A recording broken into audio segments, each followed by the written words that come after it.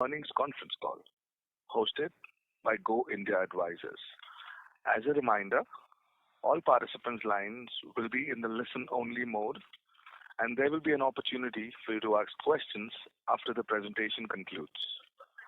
Should you need assistance during the conference call, please signal an operator by pressing star then 0 on your touchtone telephone.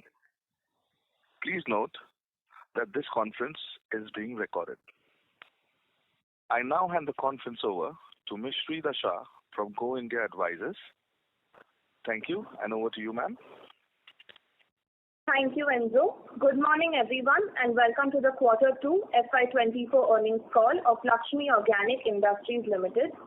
We have on the call Mr. Ravi Goenka, Chairman, Dr. Rajan Venkatesh, MD and CEO, Mr. Harshvardhan Goenka, Executive Director, and Ms. Tanushree Bagrodia, Chief Financial Officer. We must remind you that the discussion on today's call may include certain forward-looking statements and must be therefore viewed in conjunction with the risks that the company faces. May I now request Dr. Rajan to take us through the financials and the business outlook, subsequent to which we will open the floor for Q&A. Thank you, and over to you, sir. Thank you, and again a very good morning. Namaskaram from my side and the Laxmi team, and again depending on the time zone where you're calling from, good afternoon and good evening. The last 6 months that I have been associated with Laxmi have been nothing short of engaging and exciting. So let me take today the format, the topics that we would like to cover.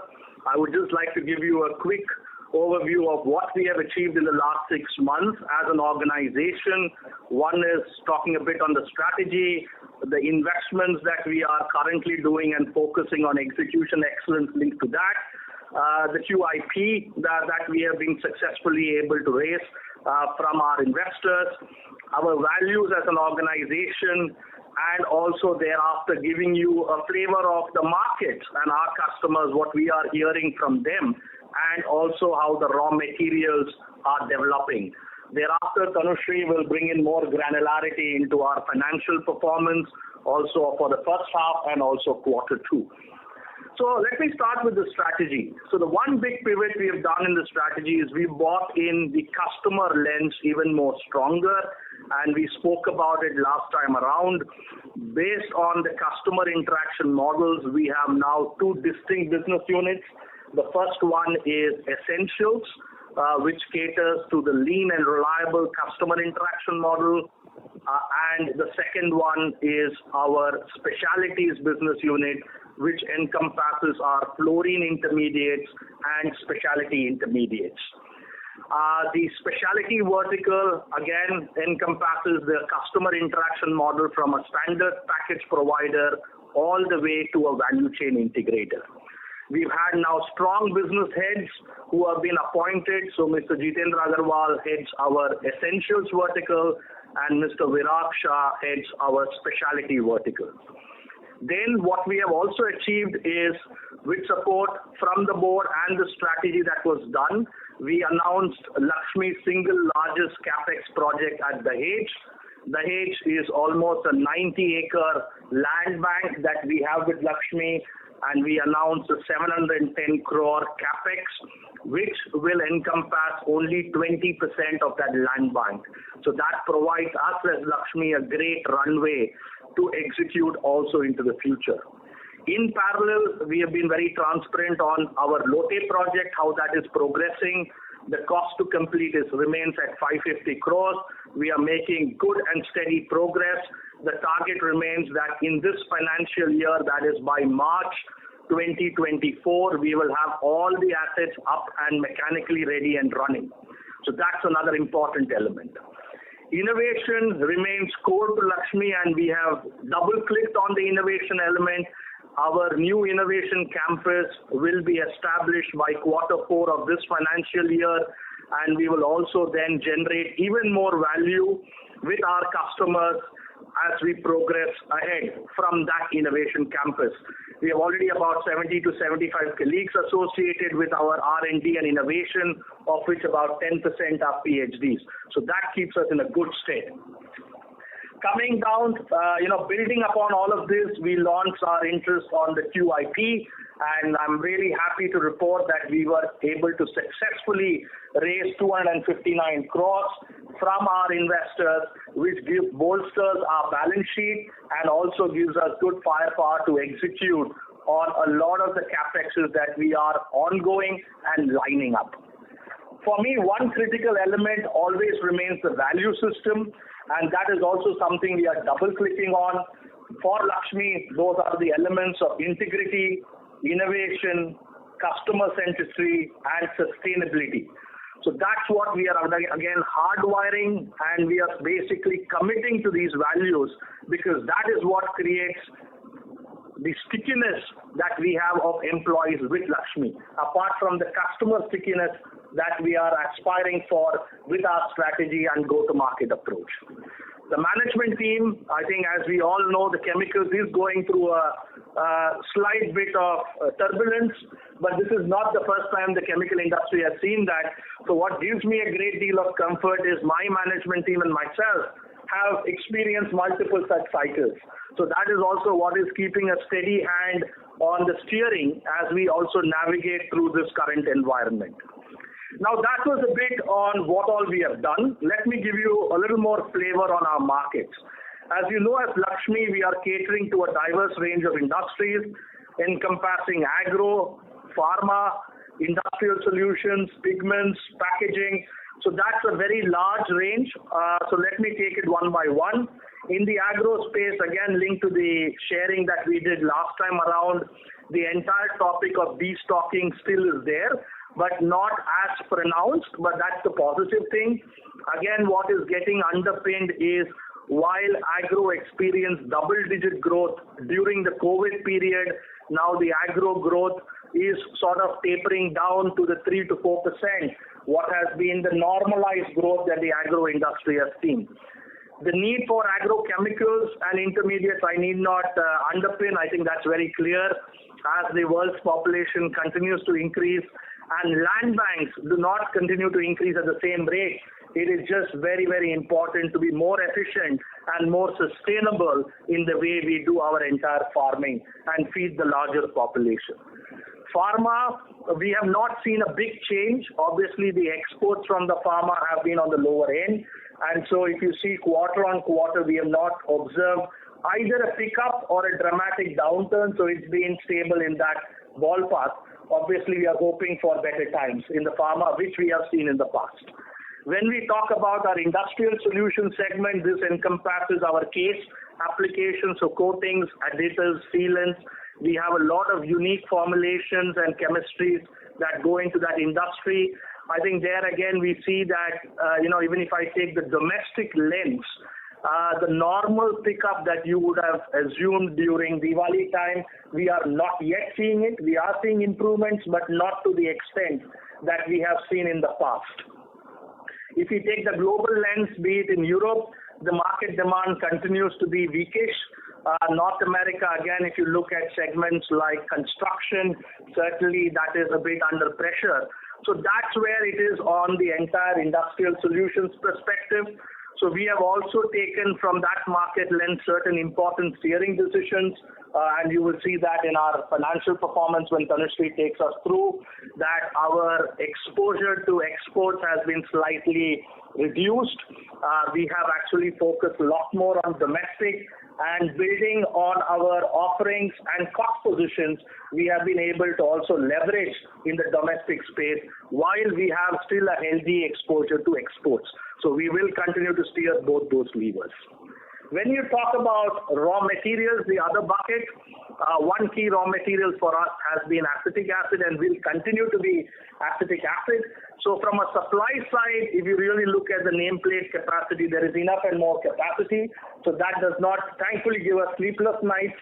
What we have observed is really the movements in the acetic acid pricing. On an average in financial year quarter one of this year, we saw prices for acetic acid in the range of about 380 to 450.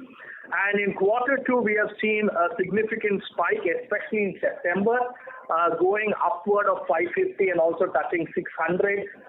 And these are all CFR price ranges, just to keep it in perspective.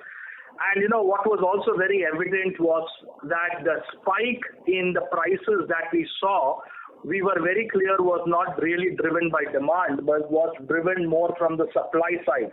So we had quite some competitors or suppliers on the acetic acid side who had to extend their turnarounds. Some of them went into an unexpected turnaround. And what we are also noticing is at times is also logistic gaps which are creeping in. So that's where we have also been very cognizant in leveraging it. As we see it now, prices not surprisingly are moderating lower. And at this point of time, from the highs of 550 to 600, we are already seeing prices settling around 400 to 430. So that gives you a sense of, where the movement on one key raw material for us is developing. Ethanol is another important building block. We have our own captive, but we are also buying almost 85% of our ethanol requirements from North America and South America. And we have seen prices, while now slightly being higher, but we have secured our needs. So that keeps us in a good stead on the ethanol space. Now, that being said, those are the key elements. And now, with this, I turn it over to Tanushree, who is more than eager to give us a good flavor on our financial performance and what we have achieved as a team. Thank you, Rajan. Good morning, ladies and gentlemen. The second quarter of financial year 2024, as Rajan was mentioning, saw the business show tremendous resilience in a subdued market environment, as volumes across both essentials and specialty business units grew. And this is both quarter-on-quarter and on a year-on-year basis. This has been possible because of the diversified business model that we have, which is diversified across both industry segments and geographies. We have very ably tapped the domestic market to not just make up for the slower exports, but also widen our customer base. The increase in volume has resulted in a higher market share and ensuring that our asset utilization has been very, very optimal. For the second quarter of financial year 2024, the volumes at a company level increased 32% year-on-year. In a difficult market, that's tremendous performance. This led to a marginal improvement in the consolidated top line, which was at 660 crores. The improved operating costs, along with the higher top line, has increased the consolidated EBITDA to rupees 47 crores, which is a 50% increase year-on-year. The consolidated PAT at about 11 crores is 24% higher on a year-on-year basis. The standalone results for the second quarter of FY24 came at a top line of rupees 648.7 crores, which is a 7% increase year-on-year. And again, this was driven by an increase in the volume. The standalone EBITDA at 60.4 crore rupees was 97% higher year-on-year, driven by the improved operating costs. The standalone PAT at 23.5 crores is 163% higher year-on-year. Our subsidiary YFCPL dispatched the first product in July. We remain very excited as this business is ramping up. And as we ramp up the operations, the cost efficiencies will start to come in. LOBV, a European subsidiary, has witnessed losses due to the tough market environments in Europe. But the agility in managing this business gives us confidence that the losses are temporary. This is a business that we monitor very regularly and take timely decisions. These aspects, along with the beginning of the capitalization in YFCPL, has impacted the consolidated PBT for the quarter by rupees 17 crores versus the standalone. The consolidated cash flow from operations for Q2 FY24 at rupees 137 crores was more than double on a year-on-year basis. And the debt equity ratio has reduced from about 20% last year to 11%, driven both by lower debt and higher equity. The higher equity that I'm talking about does not include the recent QIP raise. The strength of the business and the balance sheet is thus evidenced and upheld in Q2 of financial year 2024, once again in a very uncertain and volatile market environment. On a quarter-on-quarter basis, Q2 24 saw a 10% dip in the top line, driven partly by the annual maintenance shutdown that we took, which was as per plan. The lower operating costs, driven by the cost control that the company has, helped stem the impact of the lower revenue on the EBITDA. And the quarterly increase in depreciation comes largely from the start of capitalization in YFCPL. Looking at the half-year performance for Laxmi Organic at a consolidated level, for the half year of FY 2024 compared to the first half of FY 2023, the volumes grew 20% for the company, with the revenue coming in at rupees 1,394 crores, which is flat year on year. The EBITDA at rupees 128 crores is also almost flat year on year, while the PAT has reduced to rupees 49 crores, which is a 30% dip, largely due to the increased depreciation, which is on account of the projects that we capitalized in Q3 and Q4 of FY23, and the additional depreciation that is coming from the beginning of capitalization at YFCPL in Q2 FY24. The cash flow from operations for the first half of FY24 at rupees 309 crores are a 3-time increase year on year, and these are actually driven by improving working capital days and unlocking of current assets. So with this, I will close the discussion on financials and will be very happy to take any questions that you may have. Thank you so much, ma'am. We will now begin the question and answer session. Anyone who wishes to ask a question may press star and one on their touchtone telephone. If you wish to remove yourself from the question queue, you may press star and two. Participants are requested to use handsets while asking a question. Ladies and gentlemen, we will now wait for a moment while the question queue assembles.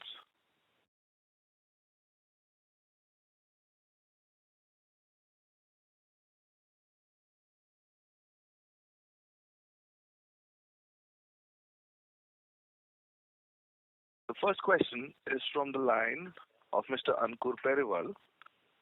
Please go ahead.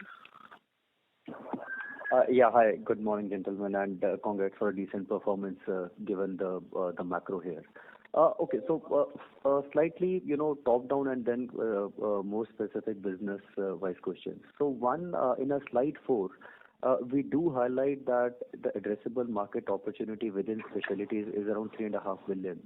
As I understand, specialty will include the ketene, diketene derivatives as well as the fluorination part. If you can help us break that into the two segments, fluorine as well as the ketene, diketene derivatives, the $3.5 billion. Yeah. So this is Rajan here. So let me give a stab at that. So the fluorine space by itself, if you look at the much larger, is about 25 billion. Just to keep it in perspective, with the technologies that we have bought on board from Miteni, which has two distinct pillars. One is our fluorine intermediates and other is the electrochemical fluorination, for which we are the only one in India that can commercially scale that up. The SRM that we are focusing on is in the range of about 2.5 billion, give or take. And for the diketene derivatives, again, the SRM is much larger because you have the diketene value chains also going into food and nutrition. So the SRM that we are focusing or currently engaged with is in the range of 1 to 1.5. So that would be the split of that 2.5 to 3 that we have floated out there. Sure, Rajan, that's helpful. And just to clarify, the electrochemical-led, fluorination chain, the products that we are targeting we are the only one in India who are making those products. At this point of time, once we establish the asset and everything as we are working towards it in this financial year, yes, we have the edge. Great. Secondly, on the specialty side or the diketene portfolio side, how has been the ramp up of the two new products that we had launched in the last, let's say, 3 to 4 quarters? And just a follow up on the volume growth which we mentioned around 30% in Q2. If you can break that up between specialty and essentials. So Ankur, Tanushri here. Yeah, hi Tanushri. The two new products that we capitalized in FY24 have been doing very well for us, right? And they have, on a year-on-year basis for the half year, been responsible for the volume growth that we've seen, right? So if you really want to understand if the products are performing, yes, they are performing, and they are performing as per expectation. On the sorry, could you repeat your second question? So one was on this, and second was the volume growth breakup, 30% odd, which you mentioned for the quarter. Is it largely led by the AI part, the essentials, or the diketene portfolio? So if I was to look at just on a annual basis, right? On an annual basis, the growth in the volumes is there both on the specialties side and on the essential side. Please remember that last year in Q2, we had a 21-day shutdown on our essentials business, which is where on our specialties business, which is where the volumes were really, really subdued, right? And plus the new products have come in post that. So on a year-on-year basis, the growth in volumes is driven both by essentials and specialties. Quarter-on-quarter, the volume growth that comes in, specialties is relatively flat, which is with a small growth, and then the growth comes in from essentials. Great, that's helpful. And just on the new product launches, we had highlighted that almost 20% plus of the growth, the business is coming from the new products and the ramp up of the last, let's say, the products launched over the last 5 years. What are our thoughts on the new product addition as well as, how has the market response been? Where I'm coming from is we have been hearing a lot of, deferment of demand from the customer. So just curious to understand if we are also facing the same for our products or it's not as much. I think, so let me start with the very succinct answer. So thankfully, our pipeline is robust on the R&D. It is also diversified. So we are also dabbling in chemistries beyond the diketene and others. So that's what is making Laxmi Organics interesting from a customer lens with our expansion into fluorine and other chemistries. So our pipeline is robust, and that's what gives us the confidence that we can keep this journey of at least 20% of our revenues in specialties coming from products being launched in the last 5 years. Because what gives us also a good stead is our exposure to various industries. So today, as we speak, in our specialty gamut, we have a good, well-spread exposure to agro, pharma, the pigment intermediates and solutions, and industrial solutions. So that's what hedges our portfolio well. That, as we all know, the agro is going through the destocking and more cautious phase, while other parts of the segments are certainly not as severely impacted. And since we are well diversified, that's what keeps a good edge also into our innovation pipeline. Great, Rajan. And just lastly, you did mention of the volatility in acetic acid prices globally. Just trying to understand the spreads. How have they behaved, and are they as volatile as the RM price inflation, which could have an implication on our margins in the AI business as well? So you're trying to understand as the raw material prices increase or decrease, how have we been able to navigate through that, right? Yeah. So I think it's a very fair question. If you really look at the broader commodity part of the business, whenever raw material prices tend to increase, most commodity players are smiling a bit. They are not yet laughing, they are smiling. and whenever raw material prices tend to decline, they have a frown on their face. So I think that would summarize how we have also steered it. Quarter one, you saw that the prices for acetic acid, and the way I explained it, was reasonably in range bound to a certain extent. July and August also, it was in that similar range, and we really saw that spike happening in the September month, and that is where we also, for our products, also increase our prices. And that's where we saw certain margin expansions happening in the month of September as compared to the July and August period. That's what we have been able to leverage.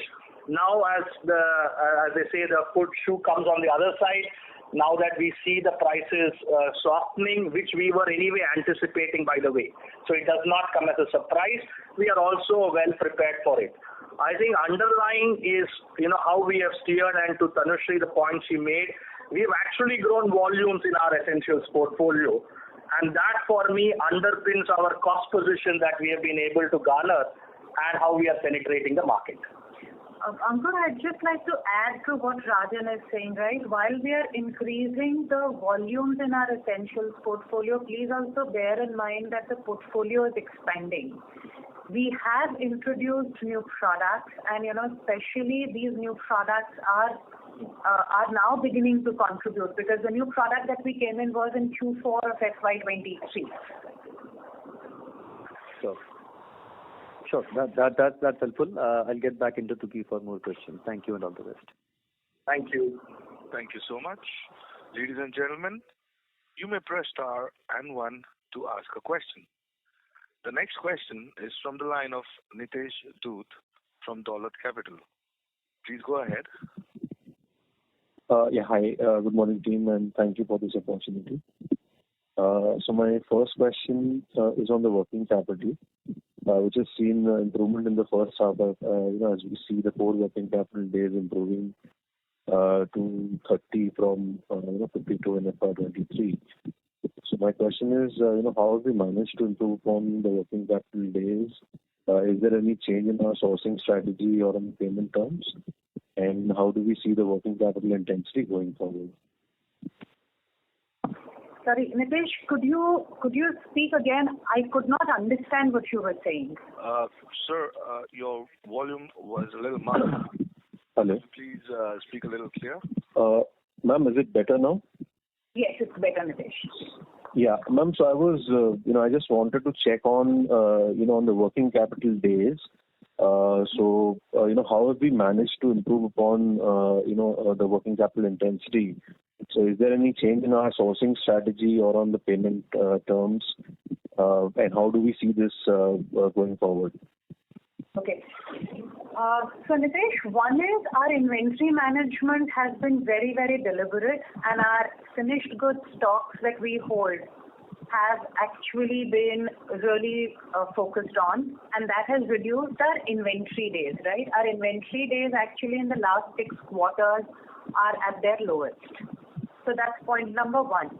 The second thing which is helping our working capital days is that we've gone back to procuring material from an import perspective, which gives us a higher payable days, right? So these are the 2 large levers. Having said that, I must also tell you that our debtor days again in the last 6 quarters are at their best at the moment. So in short, you're actually seeing an improvement across all 3 operating parameters. And lastly, even where we had certain current assets that were stuck, those have now been liquidated. Sure. My next question is, on the essentials part of the portfolio, which would have been impacted on account of raw materials, as you explained on the volatility in the acetic acid prices. But why is there a drop on the specialty EBITDA margins to sub 16%? Again, is there any, is there the element of raw materials, or is it, unabsorbed overheads on account of the chlorine part of the business? So if you could just throw some color there. So largely the impact, Nitesh, comes from the product mix that is there. Given that there is a destocking that is happening, right? There are certain products that are where the volumes have gone down, and certain other more upstream products, if I may say, where the volumes has gone up, and it's the changing product mix which is contributing to these margins. I think, Nitesh, Rajan here, just to add, the raw materials do not have as pronounced an effect onto our specialty portfolio as compared to essentials. Sure, sir. That's helpful. My next question would be on the on the specialty portfolio. So what we see from the numbers is there's a dip on the specialty exports revenue, both year on year as well as on a quarter on quarter basis. So, and you said that the long term contracts have been doing well. So does that mean that the personal products have done have done poorly, or how should one read into this? So maybe I give a certain color and then Tanushree step in. First and foremost, if you look at the split of our specialities, and it might not be you can actually look at it because we have done it at an enterprise level. Our ratio of domestic versus exports for our specialities, once those portfolios started ramping up, was about 50%. So 50% was domestic, 50% was export. What we have seen more so pronounced in Q2, but already we saw that tendency in the first half of this financial year. Our exports, we were focusing more on the domestic part, and certain parts of our exports, because of the elements that we explained in certain industries, that there was a demand softening where we consciously stepped back from there. But I would see this rebounding back because, again, to double click, when we speak to sort of our agro customers and pharma customers, all of them are telling us that yes, it's a transitionary phase. It's not as if the AI demand for which some of our chemistries are going into has vanished. It's more a calibration time, and that will continue once we enter the next year. So that's a watch out, but we are also leveraging this split between the import, that is the domestic versus exports. We are steering that pragmatically. And today, to give you a number, our percentage on the specialty space for domestic, we have an exposure in the previous quarter of 55%, and for the exports was 45%. So you have a 500 basis points change if you want to versus the same quarter last year. Hope that helps. Yes, that is helpful. And one last question, if I may. So on the asset capitalization in H1, that's around 215 crores. It's entirely on account of fluorine, or is there any other element also? And where are we now on the total 550 crore capex? So how much of that is capitalized and how much is pending? So of the total 550 crores, about 450 crores has already been spent, of which 183 has been capitalized and the balance is lying in the capital work in progress. The H1 increase in depreciation that you are seeing year on year will also have an impact of the capitalizations that we did in Q3, Q4 in Laxmi last year. So it's both of these aspects combined give you the 18 crore delta. That entire 18 crores is not from YSCPL. All right, ma'am. That's helpful. That's all from my side. I wish you the best. Thank you. Thank you so much. A reminder to all the participants, you may press star and 1 to ask a question. The next question is from the line of Arjun Khanna from Kotak Mahindra Asset Management. Please go ahead. Thank you for taking my question. So, ma'am, the first question is in terms of the fluorine piece, given that you talk of a slowdown or transition, so does that mean that the ramp up next year is going to be delayed. How are we in terms of approvals, and how do you see in terms of revenue line items for FY25-26?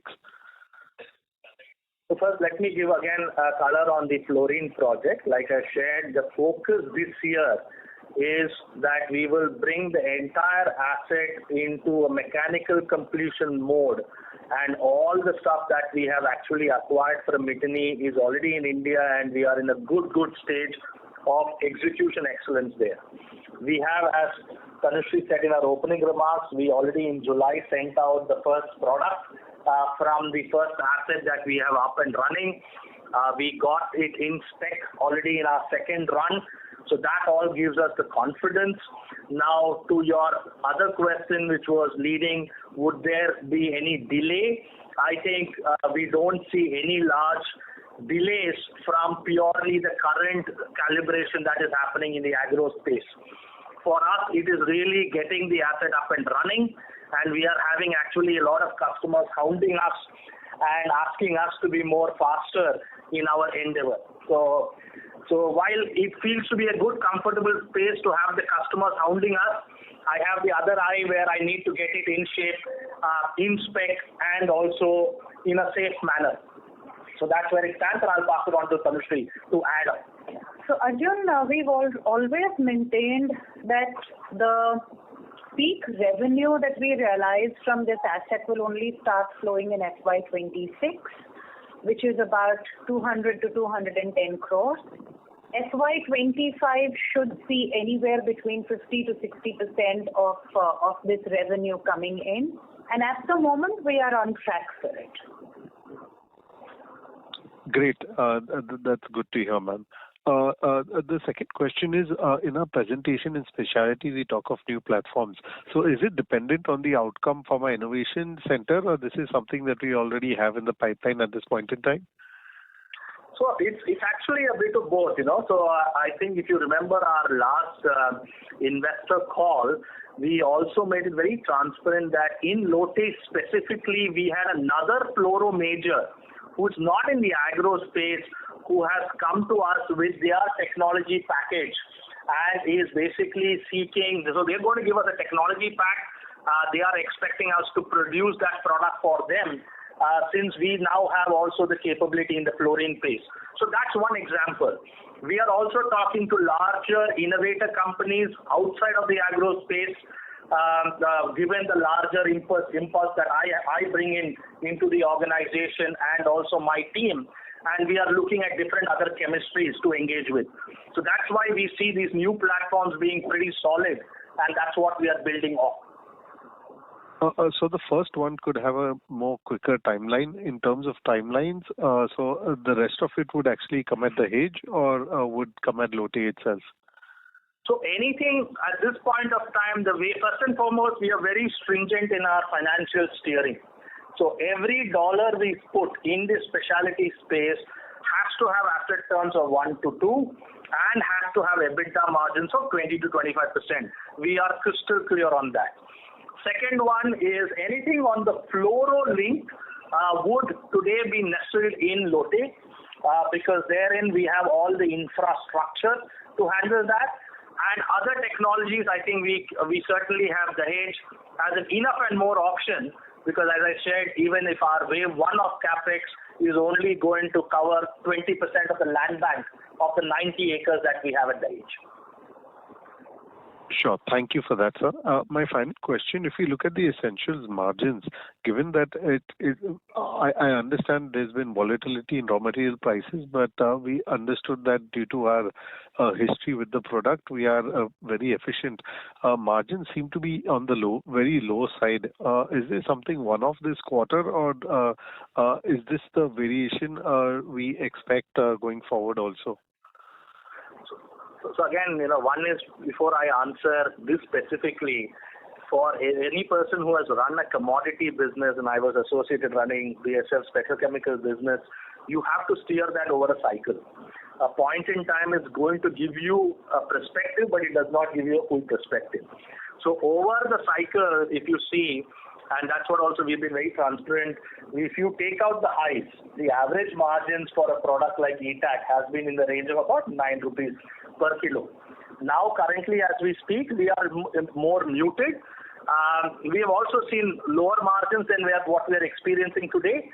We believe already at these levels, there is a certain stress point. We see competitors, our competitors for these molecules actually reducing their utilization, some of them even exiting, idling their capacities. So that's what is giving me a good sense. First and foremost, we need to steer this over the cycle. The demand is on the weaker side, so we cannot run away from that. Exports for certain parts of our essentials portfolio are also weak because demand in Europe, where we have a presence, and you saw that in our LOBV results, are also muted. So I think it's very difficult to say, are we out of the curve? But at this point of time, the important element is cost positions and managing cost very diligently and steering and having this close proximity to our customers. Arjun, just adding a couple of points. You asked that is this a one-off, that the low that we are seeing? Exactly a year ago, Q2 of last year, the cycle was even at a lower point as far as essentials is concerned, right? So just highlighting Rajan's point of the cycle that we use to manage the business. The second is that in this business, we've been able to increase our volumes without any significant capex. And I think that is really helping us get the market share. So I think those two need to be taken in perspective. The only question I asked this is because our volumes have moved up. And in spite of much higher volumes, we are actually seeing very low single-digit margins or not really making money. So in a sense, I understand we're getting market share, but anyway, we could discuss this some other time. But thank you so much for answering these questions and wishing you all the best. Thank you. Yeah, thank you. So just to give it some color, we are making money. It's not as if we are not making money. We are playing the cycle very well, and the fact that we have been able to grow market share in the essentials part gives me a great deal of confidence, of our customer connect, and secondly of our cost position.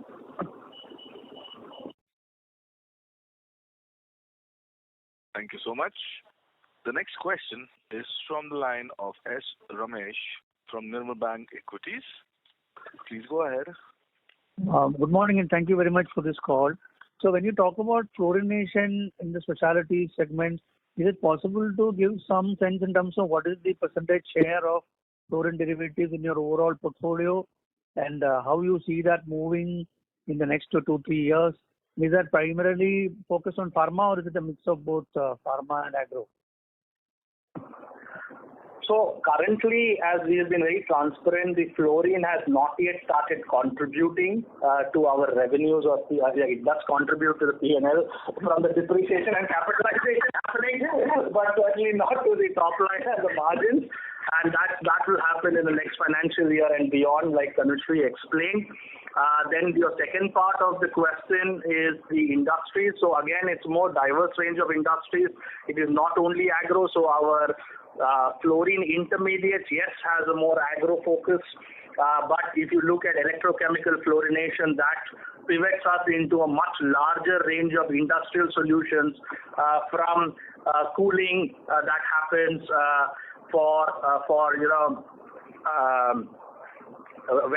when you basically have the large what is that word that just misses my mind now?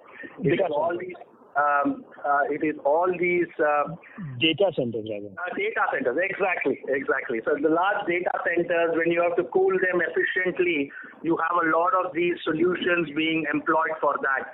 So that's what keeps us in a good stead from the portfolio mix at the end customers, with the fluorine chemistries and the solutions we are bringing on board. Okay, the next thought is, if you're looking at your split between essentials and specialties, given that the margins are higher in specialties, is there a strategy to increase the share of specialties? How do you see this mix changing? And how do you see the mid-cycle ROC? Since you mentioned that you're talking about developing the business over a cycle, so we ignore the current challenges in the supply chain. Once everything settles down, is it possible to, look at ROC in excess of 20% and ROE in excess of 15% or 20%? Is that number achievable over a period of 2-3 years? Yeah, so I think very valid and good question. So one of the first things we did as part of the strategy exercise was look over a 10-year period. And if you refer to our previous deck that we had loaded in last quarter, you would see that very transparently. And we broke it down into the cycles. And what really came out was the essentials part of our portfolio over the cycles, over a 10-year period, had delivered ROCEs of 20%. So that's what gives us the confidence. And the same is true also for our specialty part of the portfolio, which started kicking in from the financial year 15-16, wherein we were able to, when we inherited the assets from Clariant, we inherited a range of only about 8 products. As we speak today, we have 50 plus products available in our portfolio of specialty, and that has also delivered us ROCEs of 20%. And hence, we remain confident that in the essentials over the cycle, and specialty is more robust because it is not directly linked always to raw materials. We at an enterprise level will continue to steer accordingly and deliver ROCEs of 20% and upward. Right. Within the last question, how do you read the situation in China? Apart from the global slowdown, there is a certain amount of extra supply coming in from China across the chemical chain. So when do you see that settling down? And when do you see the cycle turning normal in terms of the stability in supply chain and pricing and the volumes going back to the normal trend in terms of percentage growth? Yeah, so I think the first one, in a bit of a jest, I wish I knew what the new normal is. The important element is, agility is the key word here. I think now specifically for your China question, and since I have operated assets and worked in China for quite a few years, China is, depending on the report that you read, 30 to 40% of the chemical industry. China in the previous turnarounds from, say, maybe the 2008 crisis and even before that, they have been able to actually deliver strong growth, which has not happened this time around. So I think we will need to wait and watch how that whole thing pans out in China, because this is certainly also impacting the Chinese economy. Now, what does that mean for Laxmi? So in our essentials part of the portfolio, we see no volumes coming into the domestic market from China, so that also keeps us in a good state, and I think that's a very important message that you need to take away, because normally it's the commodity part of any company's portfolio that gets impacted from China, so that gives us the confidence. In our specialty part of the portfolio, again, we have a good robustness there. We see only a smaller part of our specialty portfolio being impacted from the Chinese lens. Thank you very much. Pleasure talking to you. Have a good day. Thank you. Thank you. Thank you. The next question is from the line of Rohit Nagraj from Centrum Broking. Please go ahead. Yeah, thanks for the opportunity. So first question is on the Lotte unit. So you mentioned that we have already supplied the first batch of products for validation. However, we say that mechanically the plant will be ready by March 24. So I understand unless until we have the commercial product ready in the plant, we will not be able to supply those batches. So what is the disconnect, or I'm not able to understand that? Thank you. Yeah, so Rohit, the simple disconnect is it is just not one line. It is multiple lines. So we have a line 100, we have a line 200, we have a line 300, and Miteni had a huge range of pilot facilities. So the first product that we gave to our customer was coming from our line 100, which we completed mechanical completion. And in the course of the remaining months in this financial year is where we will complete mechanical completion for our line 200 and line 300. Hope that clarifies your doubt. Right. That's very helpful. And just one associated question. So we expect about 550 crores of capex on this unit, and from the Miteni set of products, we are expecting close to say 200 plus kind of revenues. How much would be the total revenue potential from this asset? Excluding 200 crores from the Miteni products. Right. No, I think, again, very valid question. I think we have given some flavor to it in the previous conversations. Again, let me start with the market opportunity, right? As I shared, What we see with the technologies that we have acquired from Miteni, we see an SRM, a strategic relevant market of up to 2.5 billion euros. Or for $2.5 billion, depending on where you take the currency. But that's what gets us excited, and that is why we embarked on this journey, because when we spoke to customers, they were saying that we had already augmented our capability in the diketene value chain. What could we bring more in the mix? And certainly we saw value here. So secondly, the Miteni assets are more, I would say, they are not large-scale assets. They bring in great deal of flexibility, great deal of robustness, great deal of insight from a chemistry perspective. So for us, we are using this as a nucleus, and we will certainly invest more in that Lote setup. With what we have now rolling out in Lote, we still have 50% of our land bank still available. And that's what gives us the confidence that with this chemistry base and nucleus, we have a huge armory that we can further expand in Lote, and that will create value, keeping the SRM in mind and keeping the customer request in mind. Sure. And second question is, in our remarks, we said that our assets were utilized optimally during Q2. And obviously the Dahej capex is a bit far away. So in the intervening period, how do you foresee the volume growth coming in from? And just an associated question, the Dahej facility, when do we see that coming up for commercial production? Thank you. So Dahej facility, I will pass it with Tanushree. Let me take the first one. I think one thing Laxmi has done very well is operational excellence. And what you see also, the current volumes that we have been able to garner, specifically on essentials, what Tanushree spoke about, is coming at no capex at all. It is a lot more operational excellence and diligence that we have been able to bring into our plants via data analytics and optimization there. And I think that is going to be the journey. But is that going to be a step change? No. So I think let's also be very transparent. We are not going, it's not as if we are being inefficient. But so we will not see a big step change. But obviously then Dahej becomes an important part of our puzzle to then have a step change in our growth trajectory. Tanushree, specifically on Dahej. Dahej, we shall see revenues coming in the second half, or I said towards the end of FY25. FY26 should see about 75% of those revenues coming in, and then FY27 and 28 will be the peak revenues from Dahej that will come in. What is also interesting for Dahej is we have in our essentials part of the portfolio already a customer-led project that we are doing, and wherein the supplies will need to start already by the second half of next financial year. So that is already helping us to give the right nucleus to move forward in Dahej. Sure, sir. Thanks for answering all the questions and best of luck. Thank you. Thank you so much. The next question is from the line of Dhruv Muchal from HDFC AMC. Please go ahead. Yeah, thank you so much. The question was on the specialty margins, just taking from the earlier question, is the margins are a bit weak. Now, if I understand well, the competition in this segment is not much with the global players. There are very few players that operate in this segment. So, and I understand the weakness is probably because of the product mix versus, say, last year or the normal run rate. But if I have to, pick up specific products, how do you see the spreads or the margins in those segments versus the normalized levels?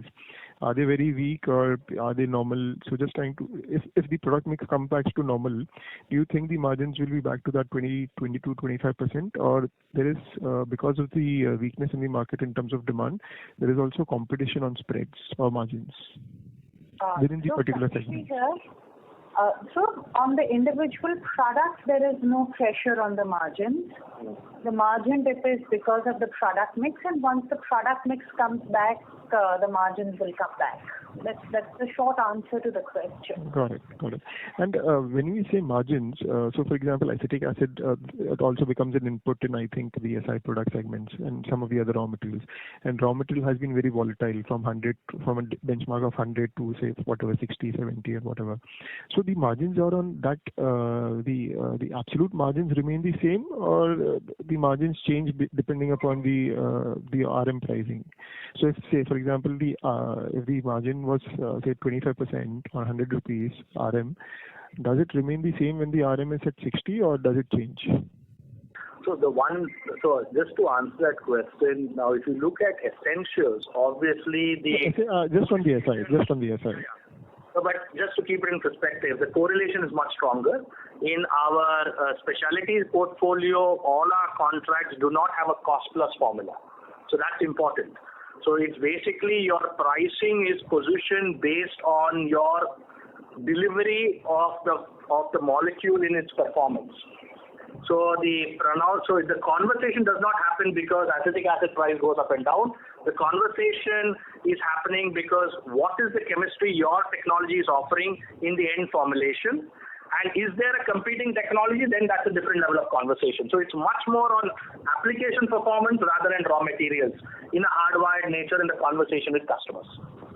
But I mean, there will be other peers that you would be, operating with in this segment. So historically, how has the movement been? Is what I'm trying to understand. Right. So I think our entire specialty has started delivering. If I now reflect back, even before my time here, is the second half of last year is where we have seen our specialties really kicking in. And if I look slightly behind, even with financial year 16. Is where we saw the specialties creating a lot of value for Laxmi. In the diketene space, we are in the top 5 now as Laxmi with our positioning, our cost positioning, and also offerings.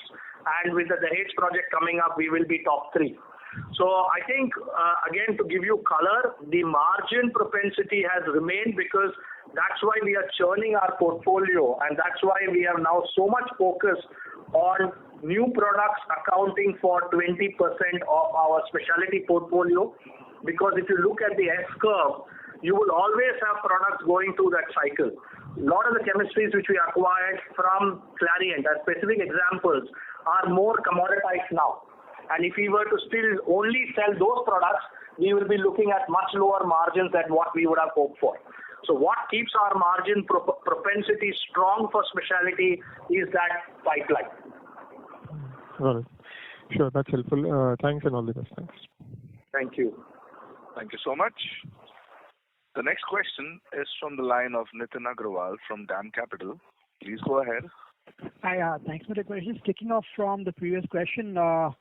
On the diketene business, can you give us some thoughts on how the global competitive landscape has been shaping up in terms of competitive intensity? Have there been more number of players entering globally, or there are certain large guys who have been defocusing on this business? I mean, how do you see the overall competitive landscape on the diketene specialty products? Right. So first, very good question. Thanks for that, same. We have seen one player actually in North America stepping out of that diketene space. This happened about 2 years back, if my memory serves me well.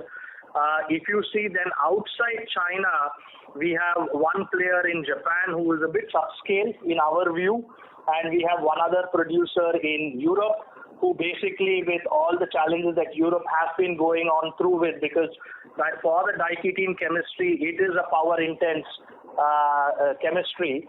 So they have also not been in the best cost position.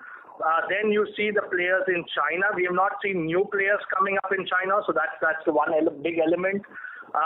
What we also understand in the Chinese landscape is the full integration of the value chain. That is, starting from the acetic acid to the diketene to the derivatives, we are uniquely positioned.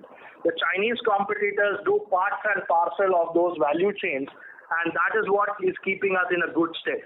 So in summary, we don't see significant new competition globally coming up in this space. Outside China, we are very well positioned, and within the Chinese landscape also, if you compare with them, we have good cost positioning, and that is what is going to give us the confidence to be top 3 with also Dahej coming on stream. Thank you for that. And on Dahej, when you look at the diketene portfolio growth, over the next 2 or 3 years, when the facility becomes, at optimally utilized, from a revenue perspective, is the bulk of the revenue going to be driven by our existing set of already developed and commercialized products, or it's going to be the newer products that'll be driving bulk of the growth for the Dahej capacity which is coming through? So Nitin, of course there will be a mix of existing products and new products, but as we are embarking on the 710 crore capex, here the products that we have taken are the products that we are currently manufacturing, where we have a constraint in capacity and hence we are not able to cater to all the demand that we can. So in the 710 crore capex, we haven't taken the innovation pipeline into consideration. The innovation pipeline will come on top of what is considered in the base case. Not necessarily at a heavy capex. Of course, the capex will be required, but it will not be to the full extent. And we have also piloted some products, and that is also something we will really target to scale up in Dahej. But that is today, as Tanushree correctly explained, not in our baseline. Thank you. If I can just push that a little bit more, we're talking of a meaningful expansion in volumes on our current specialty portfolios. So this increase in volumes for our specialty portfolio, that is largely going to come as market share gains, or what is or is it going to be just probably some expansion in the market itself, which is happening in some of these products? So I think one is the organic growth in the segments that we are anyway serving. Today, as Tanushree explained, we are capped from a capacity lens, and those markets still continue to grow. And so when I say grow, is we always take a midterm view. We don't take a point-in-time view. So that's going to be one important element of the growth opportunity. And secondly, we will, like I explained, about 2 years ago, we saw one major competitor in this segment stepping out. And as the competitive pressure plus also the cost pressures where they operate, for example in Europe or in Japan, continue to evolve, we can see also that landscape evolving. So hence we are, I think, then well positioned to garner market share on our cost position and our value proposition to our customers, and also then support the customers' growth. Thank you. Thanks very much. Thank you so much. Ladies and gentlemen, due to time constraints, that was the last question for today. I now hand over the conference over to the management for closing comments. Thank you. So thank you all again for your interest in Laxmi and for your constant support. Again, all these questions give us the right stimulus to challenge ourselves, to continue ourselves in this journey. The market on the chemical space, again, to restate, is certainly a little more challenging than what we have seen in the past. But that's the nature of the beast, and that's what keeps us excited. And that's what gives me the confidence with the management team we have at Laxmi that we will navigate through. I also would like to thank our board, which has placed the confidence in the team with the largest capex that Laxmi has embarked. We are also fully focused on delivering on our ambition on the fluorine side of our project.